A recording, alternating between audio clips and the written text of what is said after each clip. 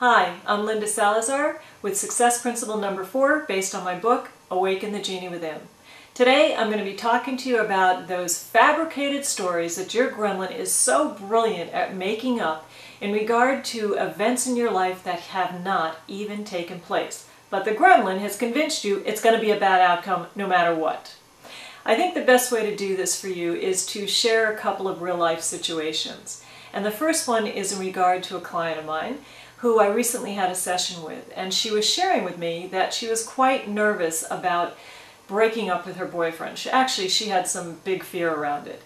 And I asked her what the fear was, and she said that she was so sure that he would be getting angry and tell her all the reasons why they shouldn't break up and that he'll change and just create all this drama that she didn't want to go through.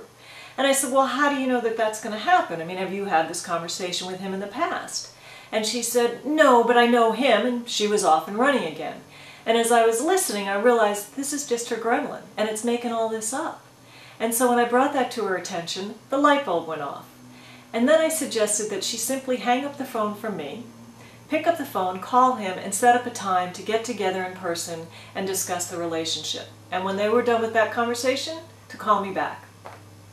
So she did. 15 minutes later, my phone rings, and she is ecstatic. She tells me that he was gracious and understanding and had a sense that this was coming and that there was no reason to get together in person, and he just wanted to make this easier on both of them. And it was over before she knew it. Now, she went through so much grief and pain and frustration and anxiety over the last couple of weeks just thinking about doing this when there was no reason to put herself through any of it. Story number 2 is what happened to me. There was somebody I wanted to get in touch with that I had never met before and discussed doing some business together. And I was a little nervous because he was a little further ahead with his business than I was with mine, and I just didn't know how I would be received. Well, every time I picked up the phone, I would hang up before I finished dialing. And at one point, I actually dialed all the way. The phone rings on the other end one time, and I hang up. And in that moment I think, oh gosh, don't have caller ID, please.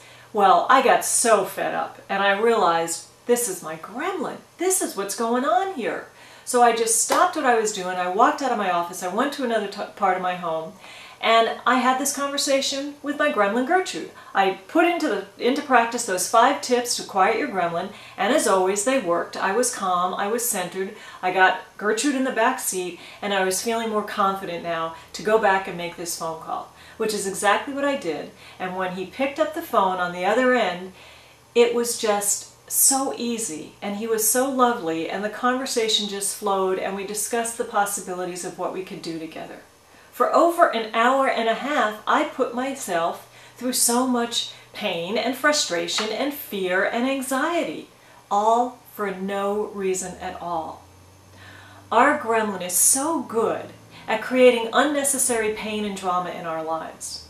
And when we can just be completely aware of what's going on in the moment with those fabricated stories, and then take the emotion and put it to the side, if just even for a moment, it gives us the ability to more easily and more clearly make decisions and then take action more quickly.